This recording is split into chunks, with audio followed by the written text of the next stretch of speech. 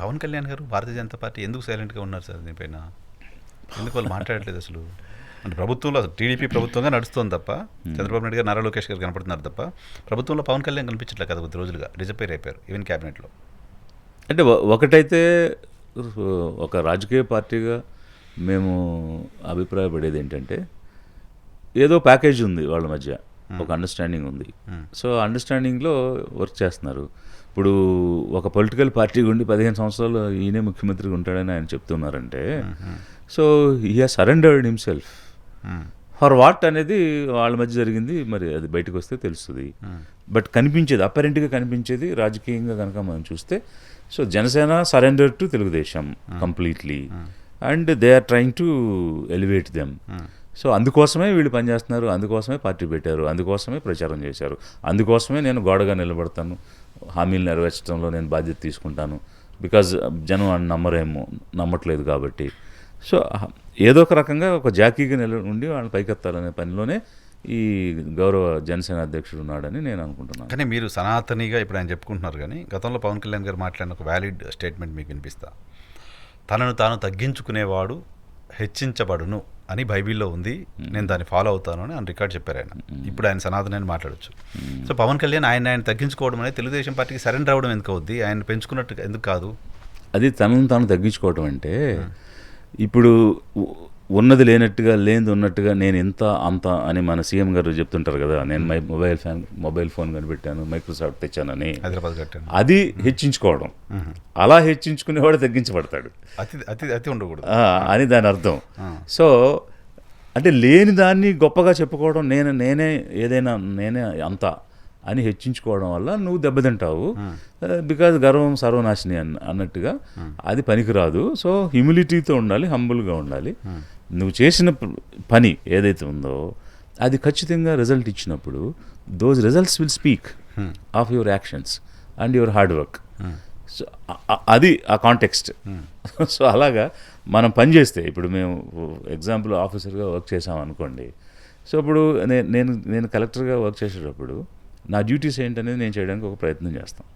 అంటే ఈ పని చేస్తే ఏమొస్తుందని ఆశించి పని చేయడం అది స్వార్థం అవుతుంది. కానీ చేసిన క్రమంలో బెనిఫిట్ పొందిన వాళ్ళు, దానివల్ల బాగుపడిన వాళ్ళు మనల్ని గుర్తిస్తారు, గౌరవిస్తారు. అవకాశం వచ్చి ఎదురు పెడితే మీ వల్ల ఇంత గొప్పగా అయ్యాం మేమని చెప్తారు. అవన్నీ మనం just we did our duty అంతే. అంతేగాని అదేదో నేను చేశాను, నా గొప్ప, నా వల్లే ఎదుగో ఈ కుటుంబం బాగుపడింది, నా వల్లే ఈ పాప ఇంజనీర్ అయింది, నా వల్లే ఇతను ఉద్యోగం చేస్తున్నాడు అని చెప్పుకుంటే ఎస్. కాకపోతే అది కొంచెం హార్ట్తో పనిచేయడం అనేటువంటిది ఇండివిజువల్ టు ఇండివిజువల్ మారుతుంది. మనకు సిస్టమ్ ఉంది, ఆపర్చునిటీ ఉంది, బట్ దాన్ని వాడి బోనఫైడ్ ఇంటెన్షన్తో వాడి 10 మందికి సహాయం చేయడం అనే హృదయం కూడా ఉండాలి కదా. కేవలం మెషిన్ లాగా పనిచేసుకుంటూ పోతాను, 10 to 5 కూర్చుంటానంటే వర్కే అవుతుంది. బట్ దాని అవుట్కమ్స్ని కూడా ఆలోచించి చేయగలిగితే అది ఒక ఆపర్చునిటీ అవుతుంది. అది మీరు అన్నదానికి పవన్ కళ్యాణ్ గారు మాట్లాడకపోవడం వెనక, ప్రభుత్వంలో ఆయన కనపడకపోవడం వెనక చాలా అనుమానాలు వస్తున్నాయి మీకు. అనుమానాలు ఒకటే కాదు, అసలు జనసేన పార్టీ అన్నది తెలుగుదేశం కోసమే స్థాపించారా అని విధంగా వారి విధానం కానీ, నడవడిక కానీ, నడిపింపు కానీ కనిపిస్తున్నాయి. ఎందుకనంటే 14లో వాళ్ళతో పాటు కలిసి తిరిగారు, నేను పోటీ చేయట్లేదని చెప్పారు.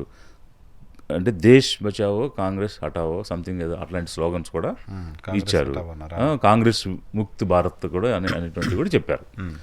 సో ఆ ఎలక్షన్లన్నీ తెలుగుదేశం కోసమే పనిచేశారు, ఆయన సీఎం చేయాలనే పనిచేశారు, ఓపెన్గానే మాట్లాడారు. గెలిచిన తర్వాత అసలు ఈ రాజధాని భూముల గురించి ఒక నాటకీయమైనటువంటి విధానంగా జనంలోకి వెళ్ళిపోయి షాప్ మీద కూర్చుని వాళ్ళ బాక్స్లో ఉన్నది అంటే అంత ఒక ప్రీ ప్లాన్డ్ యాక్టివిటీ లాగా కొంచెం దాన్ని పబ్లిసిటీ చేసుకుని వాళ్ళతో పాటు కలిసి తిన్నట్టు ఈ రైతుల భూములు ఎలా తీసుకుంటారని ప్రశ్నించి ఇప్పుడు ఇంకో 40,000 ఎకరాలు తీసుకుంటారు. మళ్ళీ అదే పార్టీకి ఈ తండ్రి కొడుకులు ఇద్దరు మోసం చేస్తున్నారని చెప్పి మళ్ళీ వాళ్ళతోనే కలిసి, అంటే అప్పుడు కూడా నేనేమంటానంటే ఒక పొలిటికల్ పార్టీగా ఉన్న మేమేం చెప్తామంటే, అప్పటికి చాలా యాంటీ వేవ్ వచ్చేసింది 19లో. ఇంకొక పక్క ఏం జరుగుతుందంటే, వీళ్ళు బీజేపీతో కలిసి ఉండి వీళ్ళు ఏ రకమైనటువంటిది సాధించలేకపోయారు, చట్టాలు, విభజన చట్టం కానీ ఏది కూడా. సో ఆ చెడ్డ పేరు కూడా వీళ్ళకి వచ్చేస్తుంది. సో ఫస్ట్ సగం చెడ్డ పేరు బీజేపీ మీద తోసేద్దామని బీజేపీ నుంచి విడిపోయారు. ఇక రెండోది యాంటీ ఓట్ అంతా కన్సల్టేట్ అయిపోద్దేమో, వైసీపీకి వెళ్ళిపోద్దేమో. యాంటీ ఓట్ని కన్సల్టేట్ అవ్వకుండా ఉండాలి అని అంటే దాన్ని విడదీయాలి అనేటువంటి ఒక సో 2019లో కూడా పవన్ కళ్యాణ్ టీడీపీ కోసమే పనిచేశారు. ఎస్, అది రాజకీయ పార్టీగా నేను ఆరోపించేది. ఓ ఏమనంటే ఆ రోజు యాంటీ ఓట్ అంతా కన్సాలిడేట్ అయ్యి ఎక్కడ వైసీపీ గెలుస్తుందో యాంటీ ఓట్ని చీల్చడం కోసం నువ్వు సపరేట్గా పోటీ చేయమని ఒకవైపు జనసేనని, ఇంకోవైపు కాంగ్రెస్తో అంతకుముందు జరిగిన 6 నెలల ముందు తెలంగాణలోనేమో కాంగ్రెస్తో అలై అయ్యి అక్కడికి వచ్చి అలయన్స్ లాగా కాకుండా నేనే బీఫామ్స్ ఇస్తానని Congress BPharms, Janasena BPharms, Telugu Desam BPharms, అది కాకుండా ఇంకేదో ప్రజాశాంతి అట్లాంటి 2-3 పార్టీలు తీసుకొని ఇన్ని బీఫామ్స్ ఈయనే ఇచ్చారు అనేది బయట మాట్లాడారు. సో ఎందుకు అంటే ఆ ఓట్లన్నీ చీలిపోతే ఆ మైనర్ పర్సంటేజ్ అయినా గెలుస్తామని. ఓకే.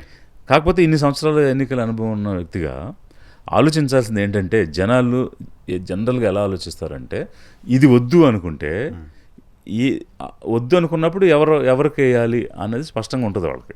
మధ్యలో ఎంతమంది ప్లేయర్స్ ఉన్నా పట్టించుకోరు వాళ్ళు, స్టేక్ రాదు వాళ్ళకి. అది మొన్న ఎలక్షన్ కూడా ప్రూవ్ అయింది కదా. ఇప్పుడు వైసీపీ వద్దు అనుకున్నారు.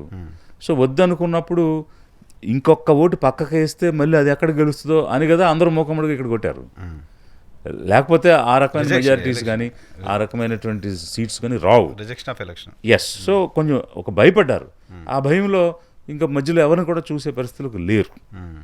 ఇప్పుడు అలా కాకుండా అట్లాంటి ఒక వేవ్ కానీ ఆ రకమైన ఒక అంటే యాంటీ ఓట్ ఈ సెంటిమెంట్స్ కానీ లేని సమయంలో జనరల్గా జరుగుతాయి, మెరిట్స్ మీద జరుగుతాయి. ఎవరేం చేశారు ఆ మెరిట్స్ మీద జరిగినప్పుడు జనరల్గా